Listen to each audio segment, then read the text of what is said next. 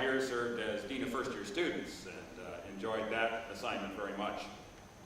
But we'll be looking forward to the sabbatical this next year and then going back to the History Department for who knows how long.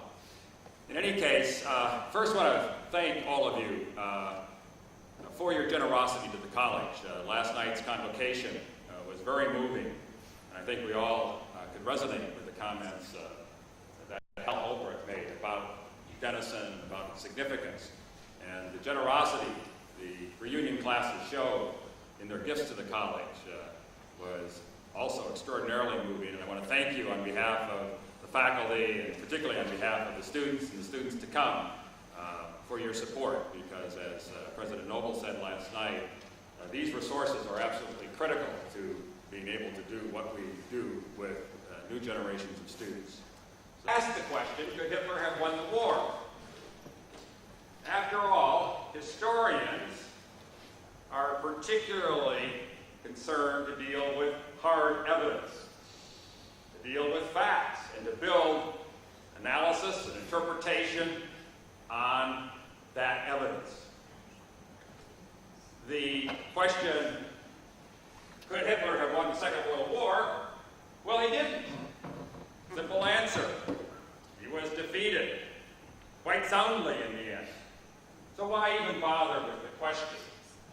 After all, historians are not particularly comfortable with the counterfactual question. It's something that argues against fact. It throws us into the realm of speculation. Speculation which may be fascinating, but takes us away from what actually happened, as best we can determine. On the other hand, we are intrigued. Students are always intrigued.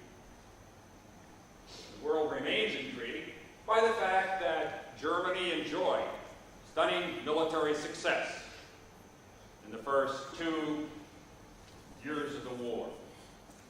Poland, Scandinavian countries, Norway, Denmark, France, Belgium, Holland, stunning victories. Dramatic conquest in Eastern Europe, and the Soviet Union was invaded. Millions of prisoners of war taken, armies destroyed. Given that success, there has been this tendency to ask the question, could Germany have won the war? That question was further prompted in my mind by a recent book that come out by Bevan Alexander, How Hitler Could Have Won World War II. And notice the assumption here. The assumption is that it was very plausible that Hitler, leading Germany, could have won the Second World War. And what prevented it? Fatal errors. Fatal errors, obviously, in Alexander's analysis, committed by Adolf Hitler. And Lynn Boone asked me if I would do something for Alumni College, and I was thinking about a topic, this book I was looking at as a possible resource in my World War II course. I ended up not using it, but I was stimulated by the general topic and by some aspects of his analysis. And so, drawing somewhat on Alexander, but my own more general study of the war, we will pursue this question. Now, what is the argument? What created the potential basis for German victory? Well, as we know, in Poland, 1939, the Germans quickly destroyed the Polish army with effective use of mechanized forces. The German army at this point was not highly mechanized, but the German army exploited tanks, organized in striking units, Panzer divisions, air power, particularly close support air powers, different dive bombers, some mechanized infantry, to quickly penetrate Polish defenses, exploit the relatively open landmass of Poland without natural protective barriers. And of course, they had certain advantages against the Polish army, which was not the most modern of armies. Gallant, but not particularly modern. And while Poland was destroyed in essentially 3 weeks, the Soviet Union entering halfway through September, the Western Allies said they would come to Poland's aid, of course, sat in the West. Well, we had coined a new term that became popular, characterized German warfare. While we had Blitzkrieg in the East, we had Sitzkrieg in the West, right? The phony war. So Poland, the first example of the power of German military forces and the effective use of new forms of military organization and strategy. A much greater test comes in the West in the spring of 1940. After all, in 1914 to 1918, the Imperial German Army had never succeeded in defeating the French and the British. Yet, in 1940, again exploiting these new forms of warfare even more effectively than they had in Poland, we see the power of Blitzkrieg to disrupt enemy defenses, to paralyze response, and to secure a dramatic and stunning victory. We now take that victory for granted. But that certainly was not the thinking in 1939, 1940, before it happened. Even the Germans themselves were surprised at the speed by which they achieved the victory. Now, it was later argued, well, the victory was achieved because the French were so weak. They were demoralized. They were divided. They lacked effective leadership. And some of these things were true. It was also argued initially that the Germans won because they had vastly superior military forces, numbers of tanks, planes, etc. In fact, that was not the case. What essentially secured the German victory, it seems to me, 2 factors. One was a brilliant strategic plan, and the second was the fact that they exploited their mechanized forces, tanks, planes. The drive of concentrated mechanized forces, particularly tank, motorized infantry, air support, coming out of the Ardennes, across the Meuse River, at a weak point in the French defenses, bypassing the national line, their big fortification structure along the French-German border, and striking rapidly, moving rapidly to the coast. Meanwhile, the British and French were swinging their forces up into Belgium, expecting to meet the brunt of the German attack. Basically, the initial German plan, as you may recall, featured a reenactment, to some degree, of what had happened in 1914, the so-called Schilling plan, that envisioned the Great Encircling movement. The Germans' initial planning was to do something similar in 1940. Plans changed in part because their initial plans fell into the hands of the Allies when a plane crashed, and because Hitler himself was dissatisfied with the relative conservatism of that attack plan, and he hooked up with Erich von Manstein, who was advocating this thrust and supported it. And against the opposition of a fair number of the more conservative German generals and the general staff, this plan prevailed, and it proved to be brilliant. The speed of the attack featured again in this combination of tank, motorized infantry,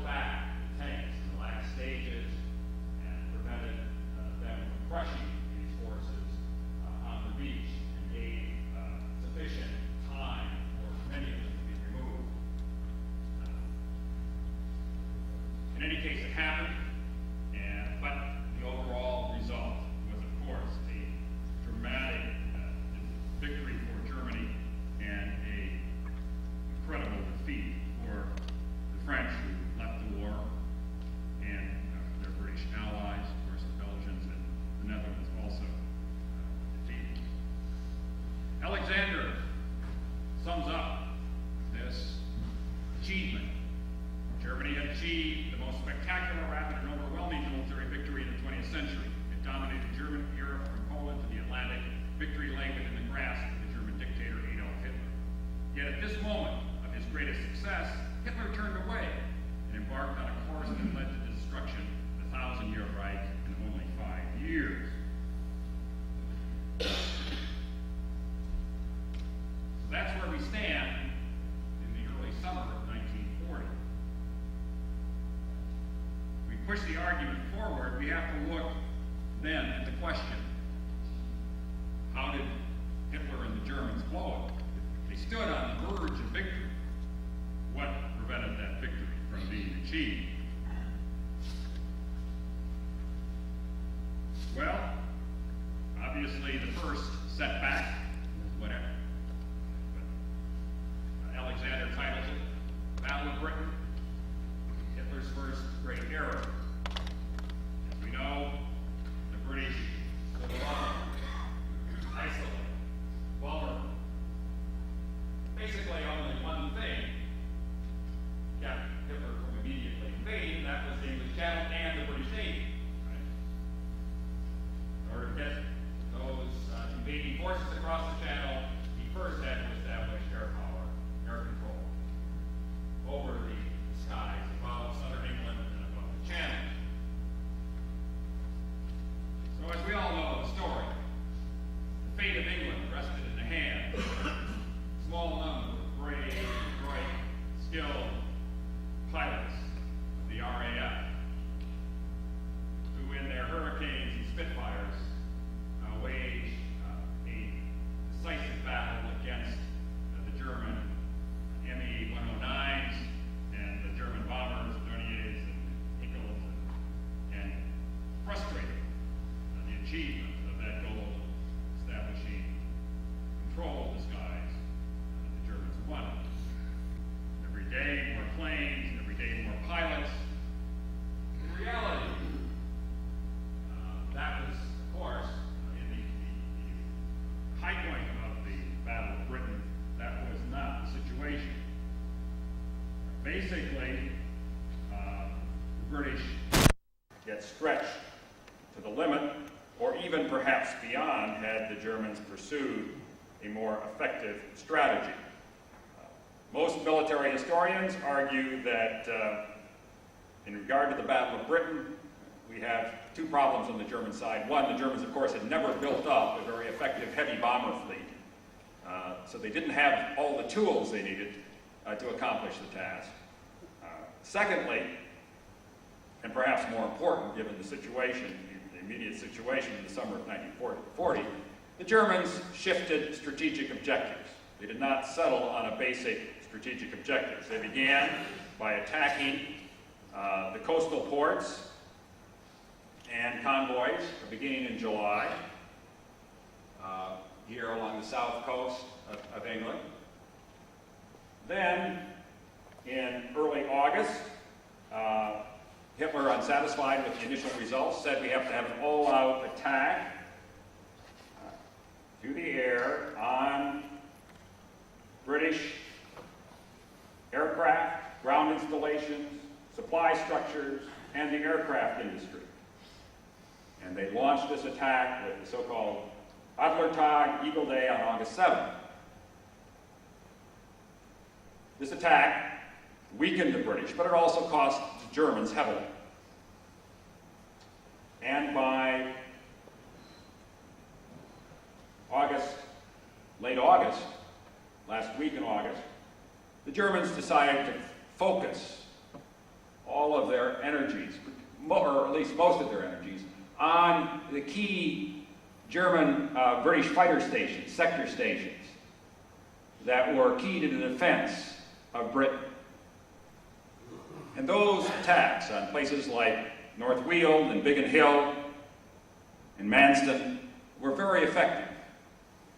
And the British were finding it increasingly difficult to get enough planes and trained pilots into the air to resist the waves of the German attacks. Just at the point where some analysts, and Alexander is one of them, believed the British were about to break, Hitler and Goering, head of the Luftwaffe strategist, shifted the targets away from these field sector stations to the civilian targets, to London, to other cities, expecting that that would create the basis for the destruction of the British fighter resistance. That did not prove to be the case. It gave the British, in fact, breathing ground to rebuild their resources, their fields, get the fighters into the air. So this is how Alexander puts it. At this moment, Adolf Hitler changed the direction of the battle. Now notice he puts the blame always on Hitler. There were others involved in these decisions. But he's focusing on Hitler's role here. Changed the direction of the battle and the war. If he had allowed the Luftwaffe to continue its blows to the sector stations, Schilling, which was a German invasion plan, could have been carried out and Hitler would have ended the war with a swift and total victory. Instead, he made the first great blunder of his career, a blunder so fundamental that it changed the course of the entire conflict and set in course a series of other blunders that followed in its wake.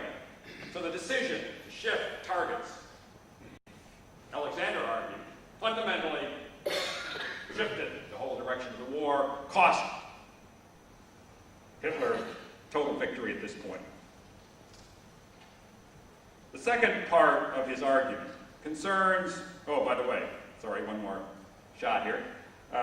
The shift to civilian targets, to cities, obviously caused great hardship and destroyed wonderful monuments. Here's Coventry, bombed in November, Coventry Cathedral, of course London, hard hit by the Blitz. But fundamentally, that was not going to bring Britain to its knees. And Hitler and the German leadership recognized that, and Sea Lion was being postponed with great regularity by the middle of September. And certainly by the end of October, the British were pretty clear they'd won the Battle of Britain. They know that they had gotten through the rough stuff. And while they're still going to pay a price in terms of civilian casualties and destroyed parts of their cities, that is not going to knock them out of the war. Now the second, and even more fatal mistake, in terms of Alexander's argument, is the decision to attack the Soviet Union head-on. Alexander suggests that Hitler's brilliance earlier had been to attack his enemies indirectly, not take them on at their major point of strength. But when he attacks the Soviet Union in June of '41, he takes them on, head-on, directly, takes on the Soviet at its greatest point of strength, and that is a major mistake, according to Alexander. What should Hitler have done? Hitler should have pursued an alternative strategy, and this strategy would have ensured German dominance, a strategy that emphasized what we call the Mediterranean option. This was a strategy being recommended to him, not surprisingly, by people like Erich Raeder, who was head of the German Navy, because it featured more utilization of naval power. This strategy would have called for the Germans essentially to focus first on North Africa, to move troops into North Africa to support their Italian allies. At this stage, in 1940, this is an Italian operation. And the Italians, as we know, did not do terribly well. Had the Germans moved even 3 divisions into North Africa at this time, they could have overrun the very weak British defenses. And with those defenses overrun, the British forces defeated. Suez was there. He could have easily moved into the Middle East, exploiting Arab nationalist ambitions, moved into positions to control oil in the Middle East, and one of the Achilles heels of Germany eventually is oil. further to India, depriving Britain of its crown jewel in the empire. In other words, this flanking movement would probably have sufficiently weakened Britain to knock it out of the war, or at least to totally paralyze its efforts, and would have greatly strengthened the resources that Germany could have drawn on, and also would have put pressure on the southern flank of the Soviet Union, should more pressure be needed.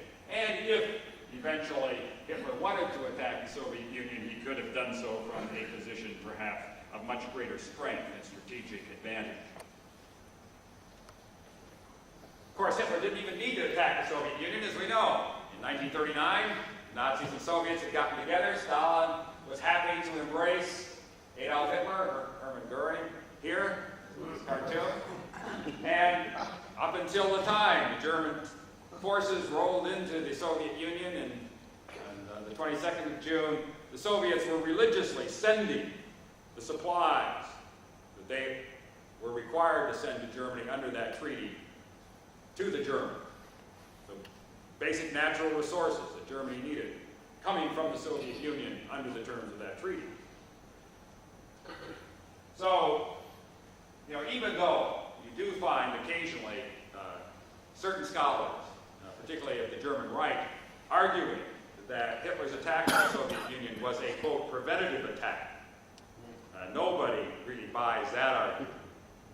Stalin did everything he could to avoid provoking Hitler in terms of the particular dynamics. I mean, he was aggressive in expanding Soviet spheres of influence in Eastern Europe, over the Baltic states and in Bessarabia, etc. But he was very conscious of the need not to provoke. He ignored all of the warnings he was getting from the Western allies that the Nazis were planning to attack. He ignored the intelligence information. He did not allow his Soviet commanders on the border to prepare adequately for the German attack. So, I mean, Hitler did not need to attack the Soviet Union. The Mediterranean option was there. It was there to be exploited relatively easily with little cost to the Germans because of the weakness of British opposition in that region. So, a major error in not electing to pursue the Mediterranean option, according to Alexander, and to attack the Soviet Union. And once the attack on the Soviet Union began, then we have a series of secondary errors that compound these earlier mistakes. What are they? Well, first, Hitler, in attacking the Soviet Union, was, of course, attacking it because of his ideological obsession with Bolshevism and Judaism, anti-Semitism. Soviet Union, in his mind, was the center of the Jewish Bolshevik conspiracy and had to be eliminated. Plus, all of that land, the heartland of East Central Europe, to be opened up for German settlement, for the creation of a new order in Eastern Europe. So it was an ideological war. It was a war brutally waged by the Germans and bought into, in many cases, by the German army. A war that featured not only special SS units, the Einsatzgruppen that followed the army and executed, shooting Russian commissars, communists, Jews, intellectual leaders, anybody identified as potential resistors. Well over 1 million people were shot by these groups in the first months of the war. And that was just one part of it. Ukrainians, other peoples who were under Soviet control, who perhaps, and who initially saw the Germans as friends, remembering World War I when the Germans were relatively benign occupants of some of these areas, were quickly disabused by the brutal treatment that civilians received as the Germans marched in. It was a war, a Vernichtungskrieg, as German scholars have called it, a war of destruction. And as a result, of course, you turned potential friends into enemies. You created the basis for a growing partisan movement to disrupt your supply lines, to harass, and you deprive yourself of other support in this campaign. So that's one area. The second area, the whole campaign is flawed strategically for two reasons. First, flawed assumptions. So the Germans really did not build up sufficient military forces to do what they wanted to do in Eastern Europe against the Soviets. So Hitler basically assumed, and he found his generals buying into this for the most part, that the Soviet Union would collapse under the hammer blows of the initial strikes. That given the nature of the system, that it was incapable of sustaining resistance, and that it would, in fact, after sufficient German pressure, disintegrate. That was the assumption on which Germany was dependent. This was going to be another short war, another blitzkrieg, over before the harsh Russian winter set in. Strategic objectives. There were three major strategic objectives, as you probably know. In the north, Leningrad. In the center, Moscow. In the south, Kiev, and then into the Caucasus. Three major German army groups, north, center, south. Almost 1,000 miles separating north from south. Three divergent objectives. A Soviet Union that in many ways lacks the infrastructure, the road system for easy movement. How are you going to sustain this massive effort if the resistance doesn't collapse? Rather than focusing on a single objective, perhaps Moscow, or perhaps more on the resources of this region, the Germans are greedy. They want Leningrad, too. They want Moscow. They want the south. And consequently, when the Soviets don't collapse, the Germans will lack the resources to push the attacks to their final objective. So they never, although they besiege Leningrad, they never capture Leningrad. Though they reach the gates of Moscow, they never capture Moscow. Though they get to the passes of the Caucasus Mountains and the oil, on the verge of moving to the oil fields, they never get over. Now, having said all of this, there are historians who argue, and Alexander picks up on this a bit, that Germany, as a result of the very substantial successes of the first month of the campaign, stood on the verge of capturing Moscow by the end of July. The doorway to Moscow was open after the Germans had succeeded in eliminating much of the Russian resistance in a great encircling battle here at around Smolensk. And this they achieved by the end of July. And Moscow is right here. At that point, there was a need to refit the German forces because there had been substantial degradation of the tanks and mechanized forces as well as losses of the fighting men. So there was a need to refit and regroup before you pushed on to Moscow, but that should have only involved a week or so. Hitler, however, got into a major argument with Guderian, a tank commander in the Southern Tank Forces and Army Group Central, and some of the other leaders, though he had his supporters as well.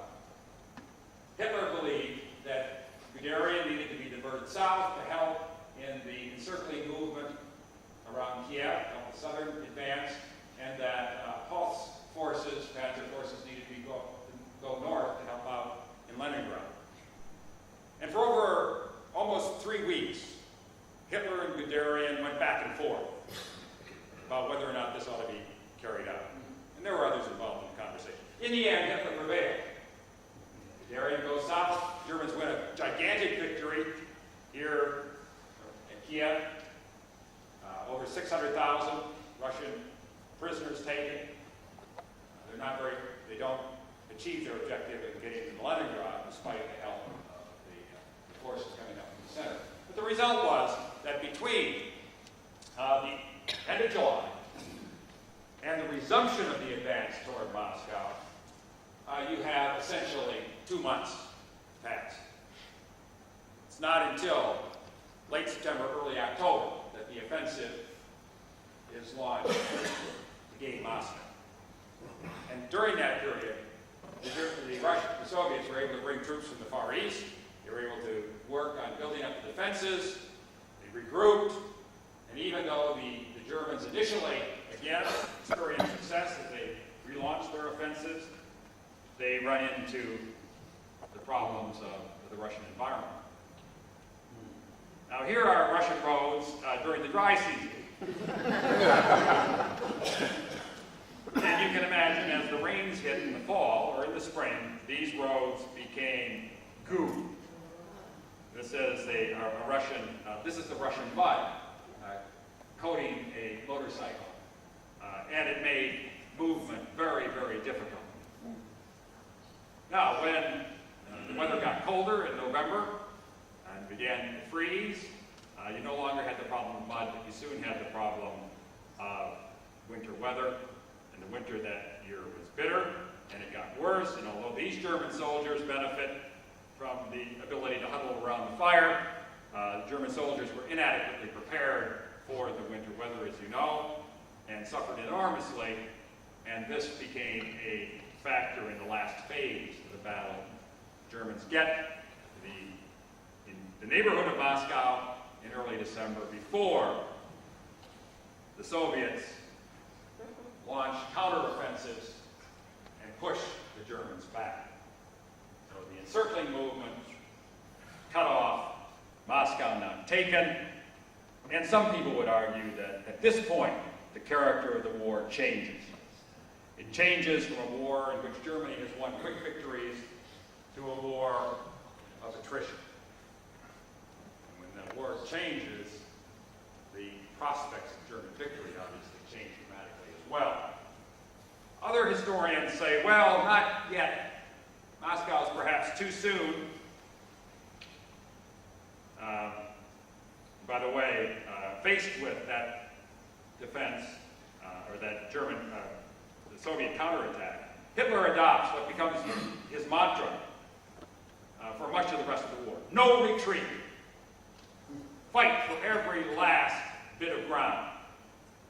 So the only way Germans could retreat was to lose a battle. And that was very costly. He did not allow tactical flexibility to his commanders. And so we get exhausted German soldiers, inadequately prepared to fight for every last bit of ground. Could have been much more effective had they been much more flexible and exploited some of their advantages in mobility and their general tactical skill. But let me get back to the other point I was just making. That is, some people would argue, it's still an open book as we move into 42. But in 42, we once again see that Hitler, and he's not alone in making these decisions, is too greedy. The initial plan for 42 was to go on, basically go on the defensive in the center, keep the siege of Leningrad in the north, but to concentrate on moving into the south, into the Caucasus to get the supplies of oil and other resources that are going to be opened up by securing this region. So the basic thrust is this direction. But as you know, at a certain point, as this campaign unfolds very successfully initially in midsummer and into August, as this campaign unfolds, Hitler gets caught up with this city on the Volga, which he does not need. The Germans could have had a nice flank screen here to protect the movement south. They didn't need Stalingrad. But Stalingrad, obviously, has the right name for Hitler to become concerned about. So he sends the Sixth Army, as you know, to capture Stalingrad, commits more and more resources in a deadly battle over the city, building by building, street by street, in which the Soviets have a greater advantage in resources. They can expend the lives. German tactical mobility advantages are neutralized in this kind of fighting.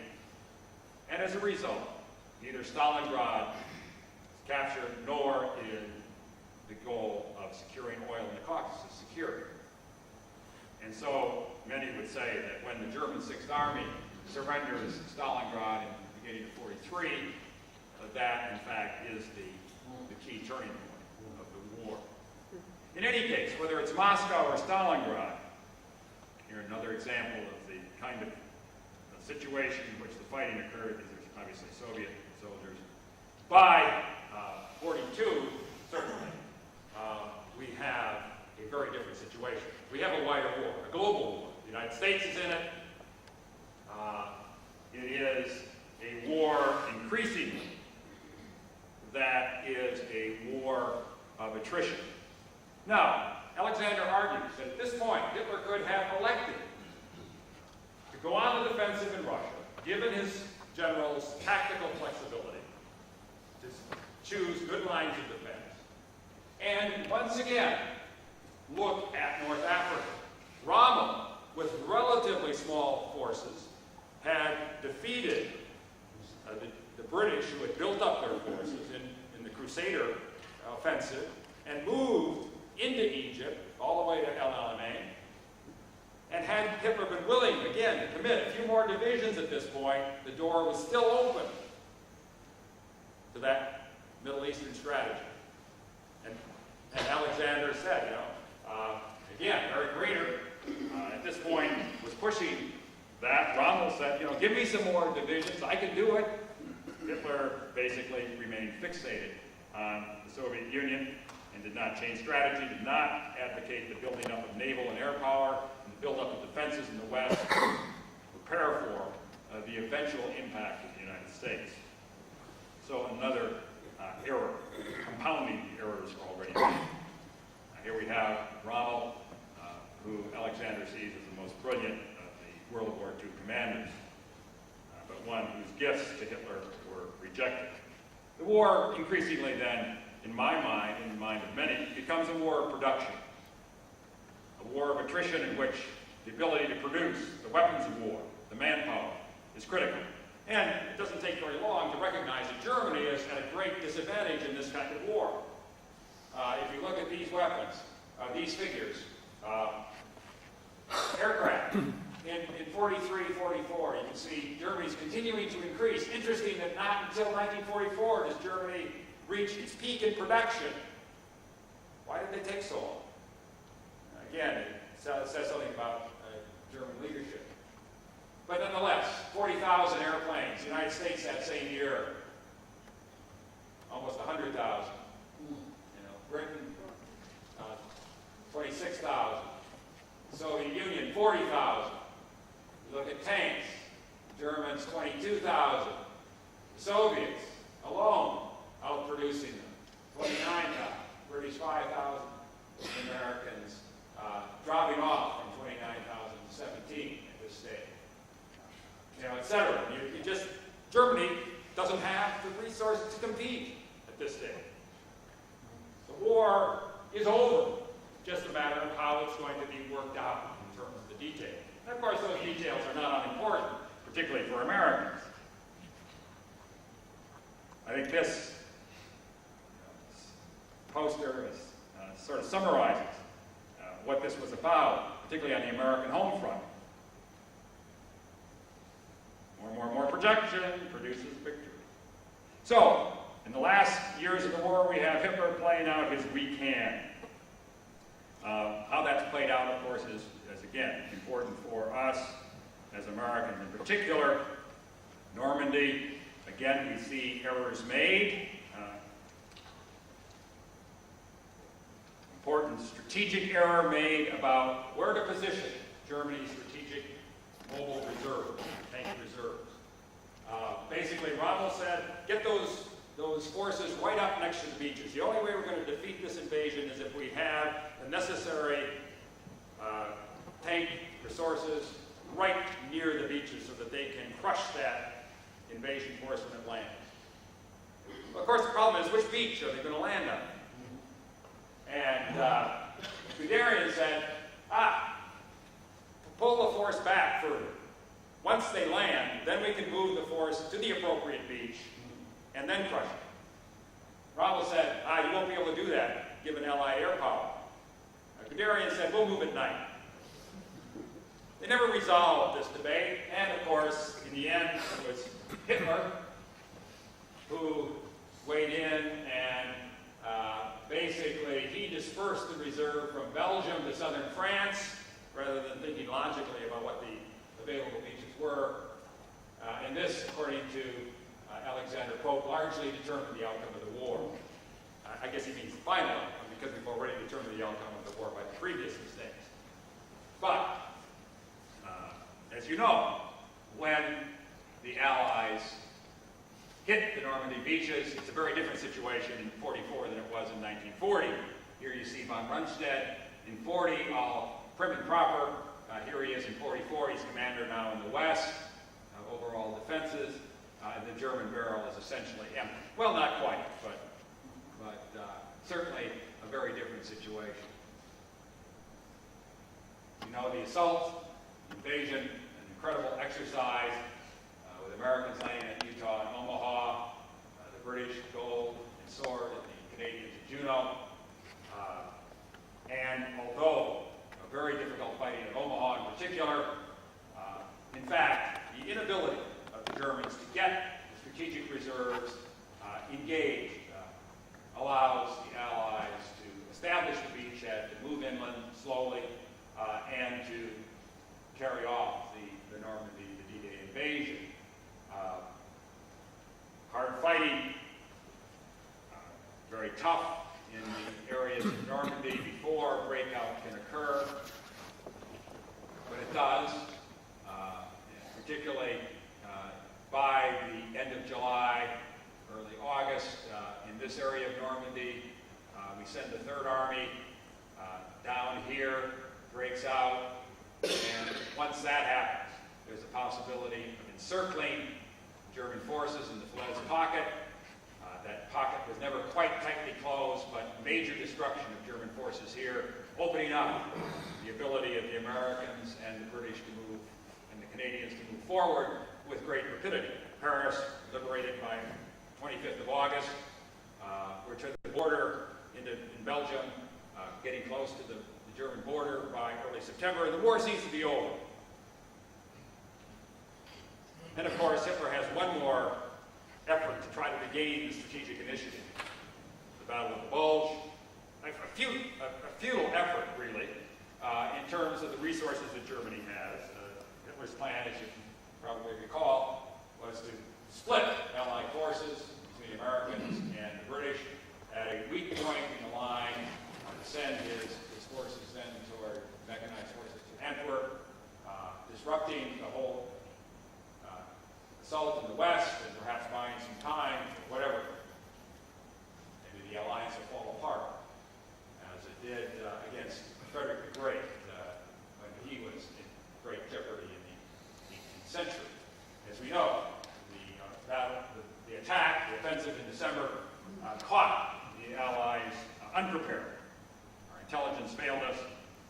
The Germans did make gains, but of course, Hitler did not have the oil supplies, fuel supplies necessary for his tanks even to get halfway to Antwerp, let alone all the way. He did not have the air power to support it. So once the cloud cover cleared, the offensive was doomed. But it did, create difficulties for those surrounded men of the 101st Airborne and Bastogne and others. Patton, of course, coming to the rescue from the south, Third Army, Hodge in the north. And eventually, as we move into January, the bulge is gradually pushed back. Alexander concludes, all that Hitler achieved at terrible cost was to delay the Allied advance in the West by a few weeks. But it actually assured swift success for the Red Army, advancing in a renewed drive in the East. In the end, the Battle of the Bulge probably speeded up Germany's collapse. Some concluding thoughts. First, on Mr. Alexander and his book. I think he's got an interesting argument. But it's an argument that's based on the great man approach. Everything is sort of centered on Hitler and his errors. Clearly, Hitler made a lot of major decisions, imposed his will, but he was not acting alone. There were always voices in support, as well as sometimes voices in opposition to his decision. Further, Alexander ignores issues like ideology, ignores issues like economics in his analysis. The Mediterranean option is an intriguing option, and one wonders what would have happened had Germany chosen to exercise it. But this is an argument that others have made and could have been presented forcefully in a nice article. He didn't need to write a book. In the end, the book becomes a kind of nice overview of military history with a focus on where Hitler screwed up. And as it goes on, it loses interest. In fact, it seems like Alexander loses interest in his own argument, because in the end he doesn't even have a conclusion. Just ends the book, doesn't bother, going back and saying, this is what I really contributed here. So it has its limitations. On German generals and Hitler, as I say, Alexander places all the blame on Hitler, and he adds to a tradition here that really was established right after the end of the war. After the end of the war, naturally, German generals said, we had this War won, the corporal from World War I screwed it up. And Hitler, no longer around to defend himself, obviously, got all the blame. Now, he deserved a fair amount of blame, but so did many of the German generals who bought in both to the vision of what he was trying to accomplish, certainly supported his successes, applauded him as a great military leader when France was defeated. Furthermore, it's interesting to note that Hitler had a very, very generous, off-the-books scheme. But most accepted these gifts, glad to get them, never said, oh, we disagree with your spending of state resources, giving us all these non-taxable revenues, giving us great estates in the East. Many of the German generals were in bed, in fact, with the Nazis and with Hitler. And later, of course, they wanted to salvage their reputation, so they distanced themselves. And Western scholars like Basil Liddell Hart, who interviewed the German generals, played into that. So I think you've got to be careful about saying it was Hitler always who lost. Hitler did have his responsibility, right? And there were some German generals who did have the gumption to occasionally argue with him and stand up to him, people like von Manstein, Guderian, but they were generally the exception. Finally, on counterfactual, allows us to ask the question, well, why did it happen the way it did? The reality is that, yes, perhaps Germany could have won the war if, but Germany probably would never have been in the position to win the war if Hitler had not done what he had done in the first place. So we find ourselves beginning to spin our wheels, and I'm much more comfortable saying, yeah, the Allies won. It's clear they won. Hitler made some mistakes. Germans had some advantages. They squandered. Allies made some mistakes. In the end, we had many more resources to draw on. We had a commitment to win the war. We had the people willing to fight that war. And the rest is history. Thanks very much, and I'm eager for your questions and comments. What do you think? Yes, the question is, suppose Hitler had been successful, not made these mistakes, and had succeeded. What were the ultimate objectives? There is, of course, debate about this among historians, but there's good evidence that Hitler envisioned a series of stages in German expansion, beginning from the time he took power. Obviously, there are certain logical sequences, even though Hitler was very opportunistic in exploiting some of the weaknesses of his opponents. Once you control the heartland of Europe, once you control that Eastern European area, and you have to establish control of the continent. Of course, Hitler had hoped to form an alliance with the British. I mean, he hoped that the British would have recognized the dominance of Germany on the continent and have made peace in 1940. The British didn't do that under Churchill, obviously. once that had achieved and you had a chance to build up, the next stage would have been eventually to take on the United States and to look more global.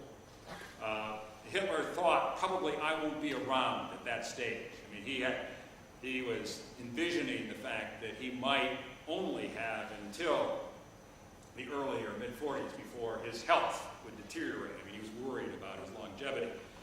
But I think there's good evidence that in the end, he was thinking global and would not have been content with just domination of the European heartland. Is it realistic to think that he really could have taken on the U.S. successfully? Well, to take on the U.S., he would have required, obviously, substantial investment in naval power, which he had not made. I mean, the Germans had not done much with the surface fleet. And so, you know, it would have been down the road before that could have happened. And whether or not it could have been done successfully, there you really get into the what-ifs. And I can't handle it. Yes? I have another what-if scenario. A while ago, I was exposed to some data that was classified, long since declassified, that speculated that Germany had the intellectual power and Hitler had the industrial power at that time to make nuclear weapons. What he didn't have was access to 100 tons of uranium that it takes to make a kilogram of weapons-grade plutonium. And if he'd done this and developed nuclear weapons, where would we be today? Yeah. Well, that's a very frightening scenario. Yeah, very frightening scenario. The issue of could the Germans have developed a bomb? And I think there are a couple. I mean, the point you make about resources is critical. The other thing that Hitler, look at all the German scientists who came to the United States and European scientists because of their opposition to the Nazis or because they were Jewish and they were persecuted. We benefited greatly in our own atomic energy program from those people. And Hitler, frankly, tended to see this as, quote, Jewish physics, and therefore not worthy of pursuit, and never gave it the kind of high priority that he gave to some other developments. So, I mean, I think you're right about the resources, but there are these other factors. Yes? The resources he devoted to was the rockets effort, and instead of developing the atomic bomb. Right. I mean, the Germans did, develop the V1, the V2. I mean, obviously, key developments in rocketry, which we benefited from after the war again. But those weapons made no sense without a greater payload. And what would have given that greater payload? Obviously, atomic weapon, would have been devastating. So he put emphasis there. He never effectively exploited the development of the jet engine, which could have, again, given Germany, more significant advantages in the air than they had. Yes? Focusing on the land that you have done, and as Alexander did, raises another question. Barbarossa, which occurred with the attack on Russia, came about the time the German U-boat war was at its max.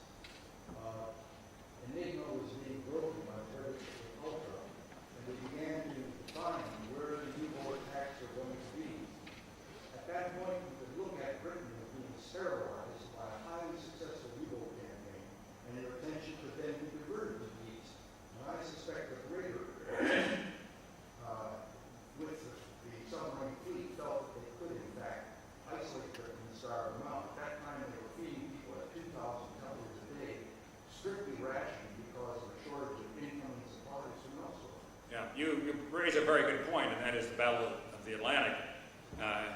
The war of production also requires logistics, the ability to get those goods to where they're needed. And certainly Britain is vulnerable, as was both in World War I and then again in World War II, to U-boat attack, and the whole issue of getting those supplies through is critical. And certainly there was an expectation that at a point that they were winning that U-boat war. And there was a point where the Germans shifted the nature of the Ultra code enough so that we were not able to break the code. And so we were in a very dicey period there. I'd like to know the other comment on Lexington Park and and touring, Yes. but the fourth wheel on the Enigma machine was able to deduce as a brilliant mathematician. Right.